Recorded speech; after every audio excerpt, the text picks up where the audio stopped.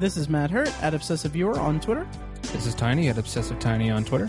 And this is ObsessiveViewer.com's The Obsessive Viewer Podcast.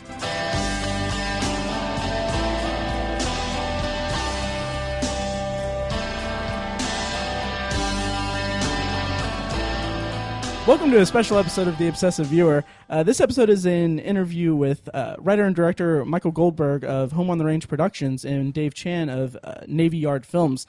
And these guys they were gracious enough to let us use their short film, What's Eating Dad, for screening at Shocktober in Irvington, which of course is October 16th.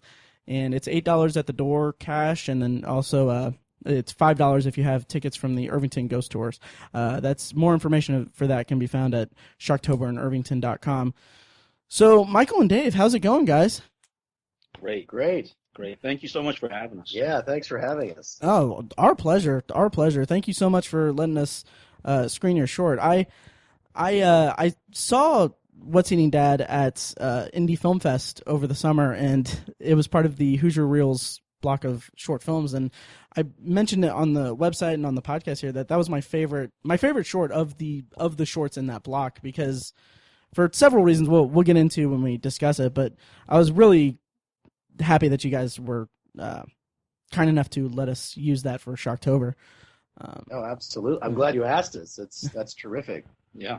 So the short itself, you guys have been taking it to so many different places and so many different film festivals all over the place. Do you guys want to talk a little bit about what that experience has been like for you? How many different places have you guys been for it, and how's the experience been? Sure. Yeah, I'll lead it off, and then and Dave can say some stuff about it too. We've gotten into over 30 festivals, which has been amazing. I don't think we thought we would get into that many when we started out. It's been great to see it with audiences, first of all, instead of just folks watching it on their computers or whatnot, especially for a comedy.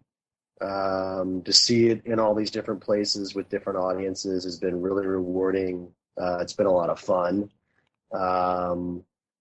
Different reactions, but mostly good. Mostly really good reactions.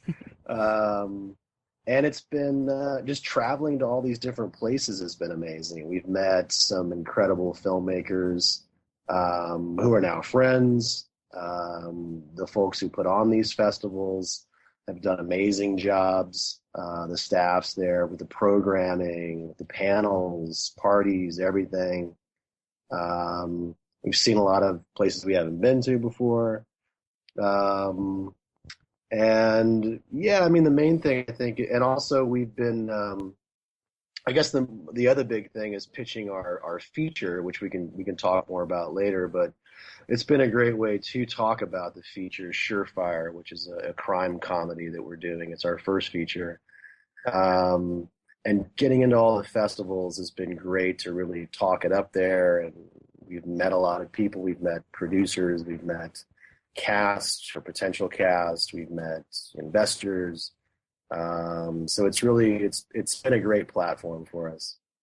Yeah, and there's so many great festivals out there, and the bigger ones, and you have the smaller ones, and particularly, fests like Indy and Chattanooga. The smaller ones I particularly like because it's so intimate and you get to talk to other filmmakers and make friends with them and the festival directors. And but the big ones are great too. But, I have this love for the more intimate festivals. So, and you mentioned Indie Fest before. It's a fantastic festival. I'm so glad we were in and that we got to go. So. Yeah, and I was mentioning before we recorded that that was my first film festival experience, and I got that impression too. It's very intimate, like that kind of atmosphere is just very, very nice to be able to interact with the filmmakers and stuff like that. Right. Yeah. Absolutely. Yeah. It was a great that particular program was a great program they had pulled together too. Hoosier Reels, all those local filmmakers. I guess the criteria was you had to have some kind of connection to Indiana. You either had to be from Indiana or shot, most or part of the film there. But that was a strong block, and I met quite a few of the filmmakers, and that was great. We actually had a similar experience in Colorado. The Colorado filmmaker program was awesome. Right. So that's been a few times where we've seen like a state kind of pull together a program like that, and it's been really stellar. Yeah. Very cool. And Michael, you're from Indiana, and that's your tie to the Indiana part of the film festival there. And we were just kind of wondering, did that make it special for you? And was it kind of your favorite? Wink, wink. Yes.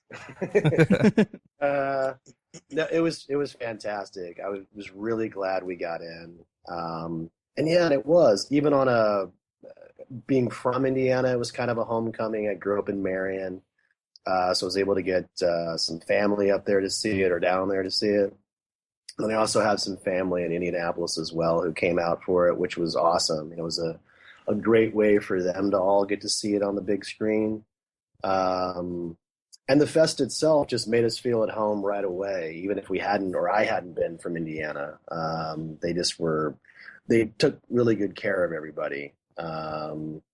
And so that makes a big difference too. So it was a really special screening for sure. Sweet, that's awesome. So let's talk a little bit about the short itself. As I said at the top of this, if you're listening to this and you're from Indianapolis and it's before October 16th, you'll be able to see the short at Shocktober in Irvington. We're going to be opening the night with What's Eating Dad actually, and and.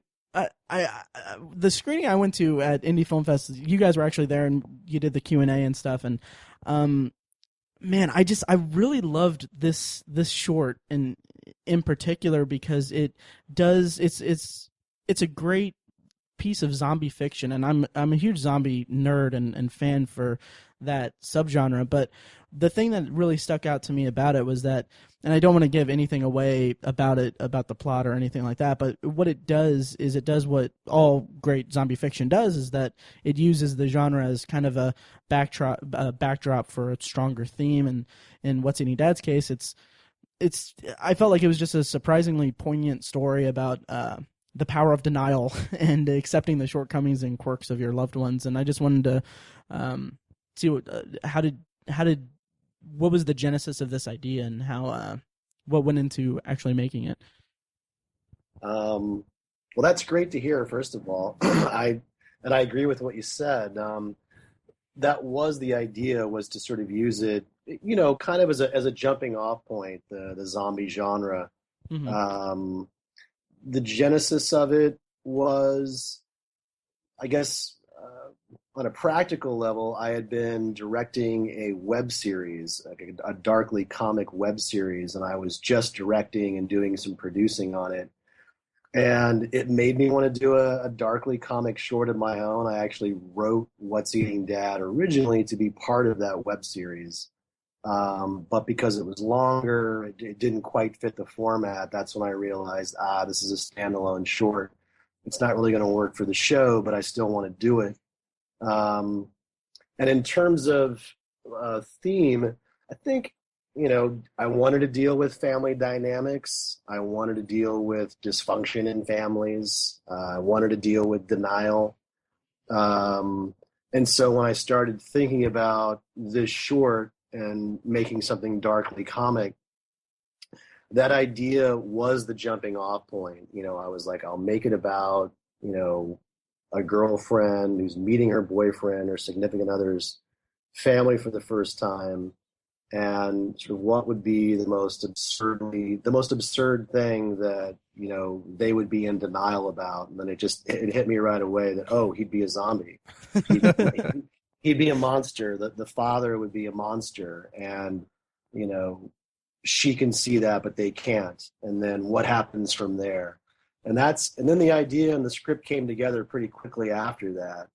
But yeah, I definitely wanted it to to work on a few levels. Like you mentioned, it's there's the anxiety of meeting your significant other's family for the first time, and that's very universal. And I think a lot of people can relate to that. And then it also being about family dysfunction, I think a lot of people can relate to that. But that idea of denial of the zombie was sort of what took it into this more absurd, darkly comic realm that I hope people would follow. And it seems like a lot of them have. So It's been great. Yeah, and you brought up a really great point, Matt, about the zombies just being backdrop, because The Walking Dead, in my opinion, is great, not because of the zombies. It's great because of all the relationships. I mean, yes, the zombies are cool. Yeah, they're fun to watch, sure. But why do we keep coming back to shows every week? Or why do we binge watch, today's era of television? So it's because of relationships. So, and story and character. So yeah, exactly. And there was a moment in What's Eating Dad where to talk Michael about the intention of depicting the anxiety of meeting a loved one's parents. I just want to mention, like, one of my favorite lines in the whole short is when the girlfriend gives the food to the mother, and the timing was so great, because once she tastes it, she just throws away a line saying, like, "Oh, it's too salty," and you can just like sense the demoralizing that the girl goes through, because she's so has so much anxiety over it. I just thought that was just a nice, like, throwaway line, just really that just hit the right beat. Oh, nice. Right.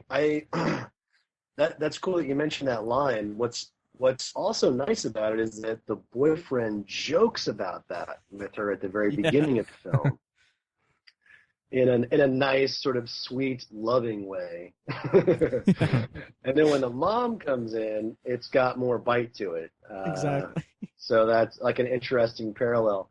But I think you've keyed into it, and like the film is built around Chloe, the heroine, and her experience. And as the viewer, the audience is seeing the film through her eyes and experiencing it. So you're feeling all of that tension and anxiety and her anticipation. What are they going to think? Are they going to accept her? I think what the film does nicely, hopefully, is that it ends up flipping that, and it's like, will she accept them once she sees what's really going on? So I think there's a nice tension there in the arc of the film.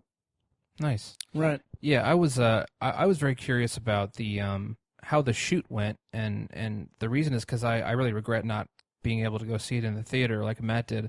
I watched it online on my laptop, and even seeing it in that format, it's amazing how cinematic it is. In just 10 minutes, you manage to develop characters, and you can tell all the thought that went into the set production, and there's some really, really good makeup, and just this nice back and forth between these three characters, and it's just so impressive what you achieved in 10 minutes, and I'm just curious how you packed all that into one shoot, and just how it all went, and what kind of struggles or successes you went through. Well, thank you. I'll talk a little bit, and then I'll also hand it over to Dave to talk about some more stuff. That's great to hear that that it really worked in that location for you, and in only 10 minutes. That's really great to hear. It is hard to pull off, even in a short film. Mm-hmm.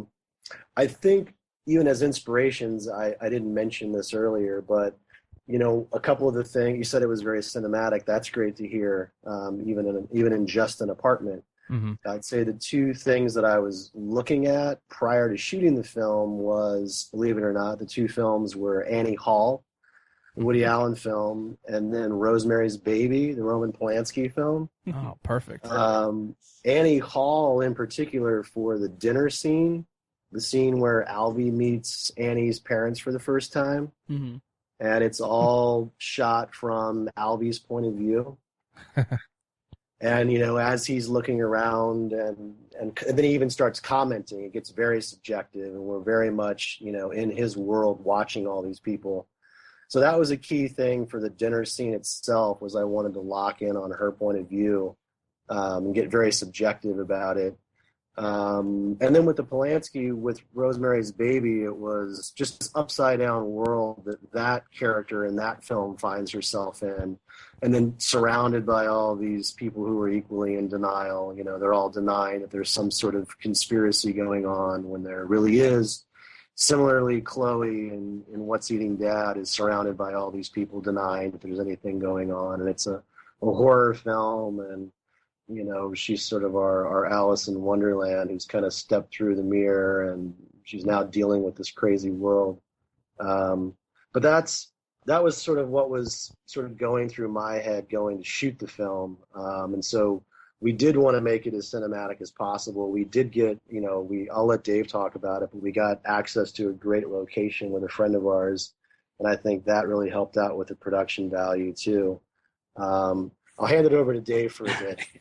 Okay. So if I can take some steps backward, the genesis of any great movie, great TV show, great play, whatever, it's in the writing. So I really enjoy producing, but I love writing. I'm a writer first. And when I read the script, I loved it, so I wanted to get on board, right away. It's a great script. When you have a great script, it makes production so much easier. So there's less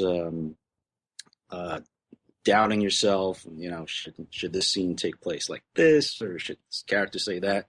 Now, when you have it down, it makes everybody's job easier on the set.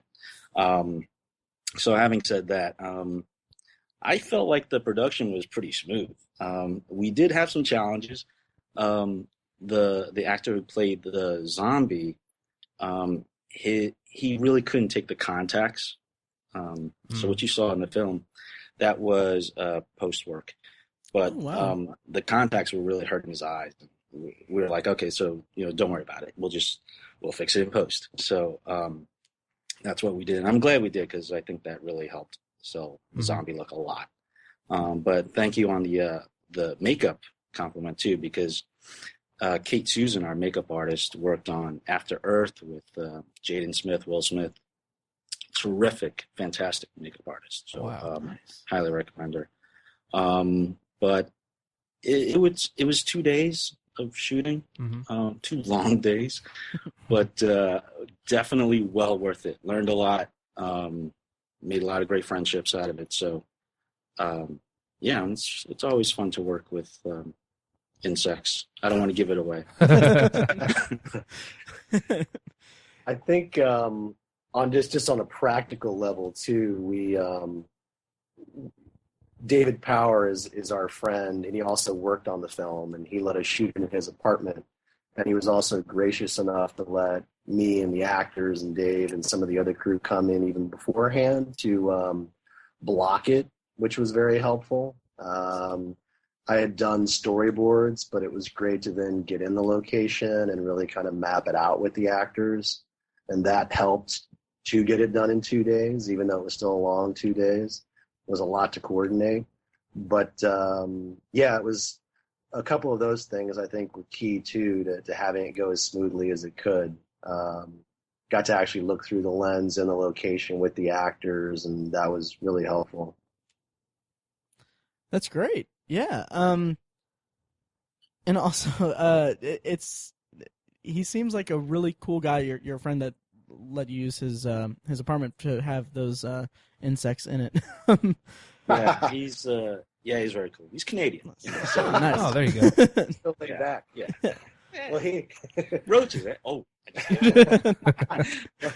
To be honest, though, his wife did not know we were bringing insects into the apartment. She knew we were shooting there. That would have been too much to hide. But she knew we were shooting, and she was pretty much gone the whole shoot. He was there because he was working on it as well, and it was only when I sent him a rough cut to look at, and his wife happened to watch the rough cut with him, that she then realized, luckily afterwards, that we had done that. And at that point, she was okay with it. I don't know if she was completely happy with it, but she was okay with it. Now she loves the film, and everything's fine. So. Yeah. Nice. All friends. Yeah, we're still friends, so that's the important thing. Good. That's great. So we'll talk about Surefire here in a second. Also, I just want to reiterate that the short film is What's Eating Dad. It'll be playing at Shocktober in Irvington on the 16th. And where else are you guys taking it after in the weeks to come? Yeah, so our next fest we're really excited about also is Santa Fe Independent. We've both never been to Santa Fe, so I've always wanted to go to Santa Fe. So that's going to be extremely cool. That's coming up next week. We're screening next Thursday. We've actually got we're a lot of film festivals in September and October. We're playing at San Pedro International Film Festival in LA this Saturday. We're playing at Spooky Movie International Horror Film Festival in Silver Spring, Maryland this weekend. That's on Sunday. That is at the AFI Silver Theater there, which is beautiful. And then Dave mentioned Santa Fe next week, and we're playing at the Orlando Film Festival the following week. I think it's the 22nd and 23rd. And Shocktober. And I think that's it for October. It's 5 or 6 different screenings. That's fantastic. Yeah. Congrats on all the success with it too, because it sounds when you lay it all out like that, it just sounds exhausting. But going to all of these places sounds just incredible. We're not. It has been. We've had to be selective. We haven't been able to go to all of them. So yeah, we're going to Santa Fe. We're not hitting some. Last month we did manage to go to Hell's Half Mile and Breckenridge, but we were in 3 or 4 other festivals last month that we couldn't make it to, which is too bad. We want to go to as many as we can, but we do have to be selective. It'd be a little too expensive, I think, to go to all of them. Right. It's not budget. Yeah, it's but yeah, it's been fantastic. It's really been great to travel with it. That's great. That's awesome. Before we go on to Surefire, I do want to mention, Dave, you wrote a Family Guy spec script that you can, for our listeners, you can find information on it at navyyardfilms.com. But there's a video of the table read of it, and I just want to mention, I listened to it, or I watched it today, and I was cracking up throughout it. That was fantastic. Thank you. Yeah. One guy who watched it. Okay. Visit count too. No, thank you so much. That was so much fun writing. It's different medium, and it's a different style of writing. But when you have, Seth MacFarlane's genius and, the characters that he creates, it's already out there. Like they say, characters, they write their own dialogue. They're right. Excellent. Yeah. But yeah, thank you for that. And I'm actually a second rounder in Austin Film Festival, which is like the top 15%. So I'm going down there at the end of October. That's and begin November to represent. So I'm really excited. Never been to Austin, so it's going to be a lot of fun. That's very awesome. Congrats on the success on that and everything. And if you're listening, I'll have links to all this in the show notes. And also check out the read of it, because I can't think of another situation where I've heard someone just read a direction that describes Megatron having sex. So it's definitely memorable. Okay, cool. Thank you. So you guys are you guys currently in pre-production for Surefire, and do you want to just tell us what all it's about? You mentioned it at the Q&A at Indie Film Fest when I was there, and I'm really excited to learn more about it and for you guys to get on it. So how's that going? We are in pre-production. It's a comedy. It's a crime comedy set here in New York about a con man having a midlife crisis, and what happens when he has that midlife crisis. We finished the script several weeks ago. We've already been meeting with producers, investors, cast. and other folks, and making it happen now, really launching it. We've got more meetings this week and next week, and some of this is having the success of What's Eating Dad has been really helpful in those meetings. It's jump-started some of those conversations. We've got the script out to quite a few people. So we're, and at the moment we're envisioning a spring of 2016 here in New York. And some of the cast that we're going after, in fact, most of the cast is here in New York. We really wanted to have a New York feel, like an iconic New York quality, particularly with the comedy. It's definitely influenced, I'd say, most by Woody Allen as well as Mel Brooks. So it's sort of got its feet on the ground, but it also kind of gets a little outrageous. Yeah. Very fast-paced. But we're extremely excited about it. And I'll let Dave dive in. Yeah, so Michael and I co-wrote along with a third writer, Steve Wisniewski. And going back to what I said about, the script being the genesis, the base, the foundation of a great movie or a TV show or whatever, we got a great script. When we read it, we crack ourselves up. So that's, Dave and I are a tough audience, too. Yeah. Yeah. So when that happens, there's magic in the air. So, Indeed. So we can't wait to shoot this, we just need money, so that's all. We need a little bit of money. Yeah, a little bit of money. But, yeah, it's a fantastic script. It's funny as hell, and it's also heartwarming. It's got a lot of character, a lot of heart. So, yeah, it's good stuff. It's about how even con men can get a second chance in life and rewrite their own script. Sort of it's feel good. It's definitely feel good by the end. Very cool. No horror really. Although there's a lot of there's desperation. There's desperation, and there are life and death stakes, but there's no zombies or monsters per se in this one. No, it's filmed in New York, so there might be some rats. That's a given, yeah. Yeah, hopefully non-union. Well, as cliched as a question is, I always like to ask the creators and the storytellers that we talk to on our podcast. I always like to ask them who their influences were. I know that, Michael, you mentioned Woody Allen and Roman Polanski, and those are two terrific influences. Can't go wrong with either one of those. I'm just curious, is there anything else? And Dave, do you have anyone who was a major influence on you? I really love the Coen brothers. Nice. Nice. Yeah, they are so versatile, and they're just so damn good at everything they do. It's just incredible. It boggles the mind. But Raising Arizona is one of my favorite comedies of all time. Nice. Oh yeah. I love the fight scene with him and Nicolas Cage and John Goodman. Nicolas Cage raises his hand in the trailer, but he rakes his knuckles against the popcorn ceiling. Yeah. Yeah. Anyway, back to Earth. That's a good moment. Yeah. That's a lot. Yeah. In terms of film, I really love Unforgiven and Shawshank Redemption.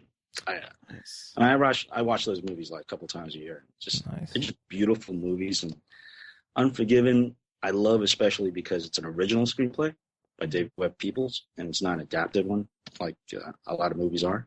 Mm-hmm. So, yeah, that's what I love.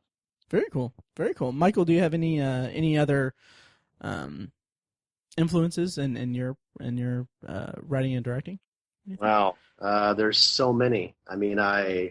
I'm definitely sort of attracted to like auteur-driven films and filmmakers, like a lot of people are. Mm-hmm. In terms of comedy, Woody Allen and Mel Brooks are up there. I like a lot of the greats. Going back to even Buster Keaton, and I love comedy. And other filmmakers, yeah, it's just a long list. I'm probably partial to directors that came out of the new Hollywood in the 70s, like Scorsese, like De Palma, like Robert Altman. But I love Orson Welles is one of my favorite directors. Fellini is one of my favorite directors. It kind of goes on and on. There's so many great filmmakers. So yeah, I mean, I studied film and I've now made quite a few films, and I'm always going back to film, particularly whenever I'm always watching films, but when I make a film, I usually try to like key in on some key influences for key films. Like with What's Eating Dad, it was Let Me Go to Annie Hall and Rosemary's Baby. And with Surefire, I've been looking at some Woody Allen, and been looking at, I don't know if you guys have seen that, even just, sort of one-off films, Bowfinger, the Steve Martin comedy. Mm-hmm. I love that movie. Yeah. Yes. All right. Yeah. I don't think it gets enough credit for how great it is. It's really hilarious film. Steve Martin and Eddie Murphy are so great in that film. Oh yeah. We were looking at Ed Wood, Nice. the Tim Burton film, and then we've been watching crime comedy. We were looking at American Hustle, Get Shorty. I just try to sort of steep myself in as much sort of those kinds of influences as I can when prepping to make a film. Anyway, that's a lot of names. Yeah. Name drop. Yeah. Right. Well, that's awesome, and we won't keep you that much longer or anything. But I kind of want to wrap up things. For our podcast, we're a weekly movie and TV podcast, so it's kind of natural for us to ask: have you guys watched anything lately, movie or TV related, that has stuck out to you? Anything that you've watched lately that you want to mention? There's so much great TV. I haven't had a chance to go to the theater, unfortunately, but when I'm home just lounging around, okay, let's see what's on Netflix or Amazon. So I started rewatching The Wire. Oh, nice. Jesus, what a great show. Yeah. I mean, talk about phenomenal writing, just everything about it, production-wise, the acting. It's just incredible. It's a slow drama, it's a slow burn, but it hooks you, It's pretty sweet. Oh yeah. And you're watching that on Amazon. So I assume, have you seen the HD remasters of it, or still the 4x6 or 4:6? Yeah, I haven't seen the remasters. Okay, nice. I just recently bought the Blu-ray. Kind of just dipped into my savings to buy it. I haven't watched it yet, but I'm really anxious to rewatch it in that format. Oh, awesome! Yeah, I gotta check that out. Yeah, Matt and I both think so highly of The Wire that we almost never talk about it because it turns into a tangent and we don't get anything done for 6 hours. Exactly. Yeah. What about you, Mike? I was trying to think when you were talking. Like, we've seen so many films on the film festival circuit that some of them aren't released now, or some sort of limited release. We saw a really good documentary about Evel Knievel. Yeah. Called Being Evil, which was quite good. We saw that at Breckenridge. We know one of the filmmakers. What else did we see? Oh, I don't know if you guys have seen the another horror comedy, What We Do in the Shadows. I've been really anxious to see that, but I haven't gotten a chance to. Yeah. I would highly recommend it. Yeah, it's crazy. It was pitched to us as it does for the vampire genre what Shaun of the Dead did for the zombie genre. Nice. Very cool. So we went in with high expectations, and I got to say it delivered. It was really good. It's really funny. What else have we seen? And then I don't know. Recently, I saw about half of The Shining on TV the other night, which still blew me away. Yeah. So many things. I was trying to think that The hotel we stayed at in Breckenridge was the Shining Hotel. It kind of was. Huh. Maze-like, and Like we had to switch elevators. To Yeah, that was quite an experience. It's a great hotel, Right? But we had to take 2 elevators to get to our room. Right. We weren't even in the penthouse. Don't mind the blood and the 2 girls sitting at the end of the hallway. Oh, that's fantastic.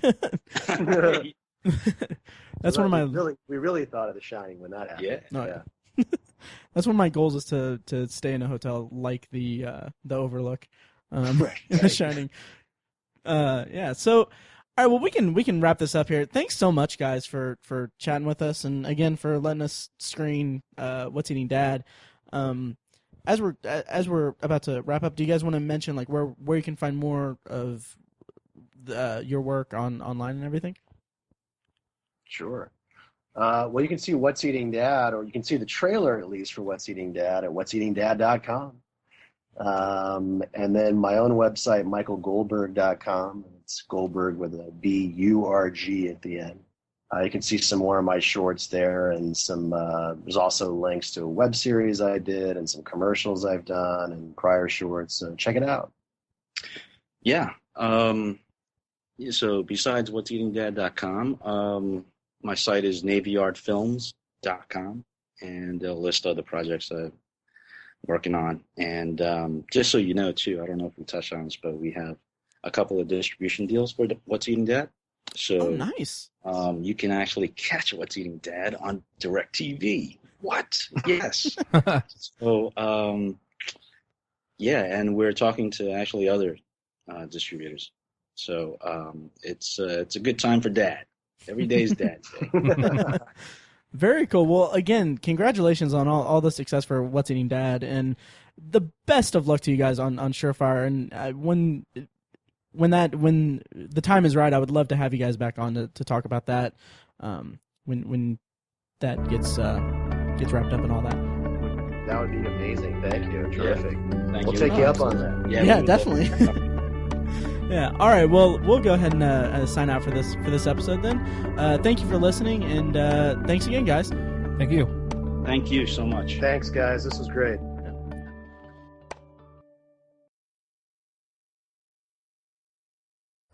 Join the Obsessive Viewer podcast on October 16th at the Irving Theater on East Washington Street for The Obsessive Viewer presents Shocktober in Irvington Part 2.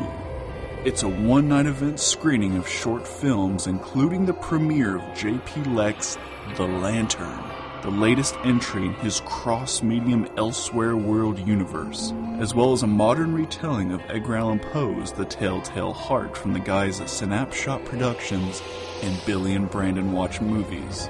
There will be giveaways, raffles, interviews with the filmmakers, and so much more. All proceeds will go directly to the Irvington Historical Society. For more details, go to shocktoberinirvington.com.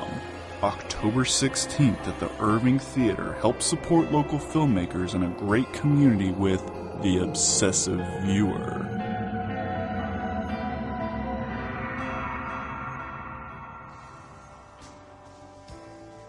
Thank you for listening to The Obsessive Viewer, presented by ObsessiveViewer.com. You can find more of our episodes at ovpodcast.com, and you can subscribe to the show on iTunes, Stitcher, or your preferred podcast app. The Obsessive Viewer's theme song is An Eclipse of Events and is provided by Loudlike from their EP Mistakes We Must Make. You can find that and more great music from them on iTunes and like their Facebook page at facebook.com/loudlikemusic. Any and all feedback on the podcast is encouraged. You can email the hosts individually at Matt, Tiny, or Mike at ObsessiveViewer.com, or send an email to the podcast in general at podcast@ObsessiveViewer.com. Check out the Obsessive Viewer blog at ObsessiveViewer.com, where we post movie and TV reviews and the occasional editorial about the business of entertainment.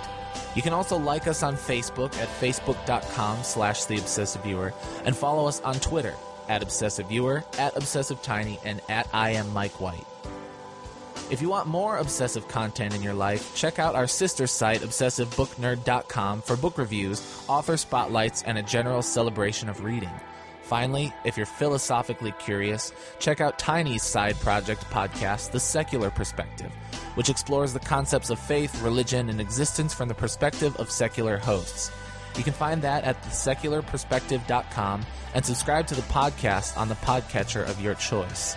Again, thank you so much for listening. We love you. Be excellent to each other.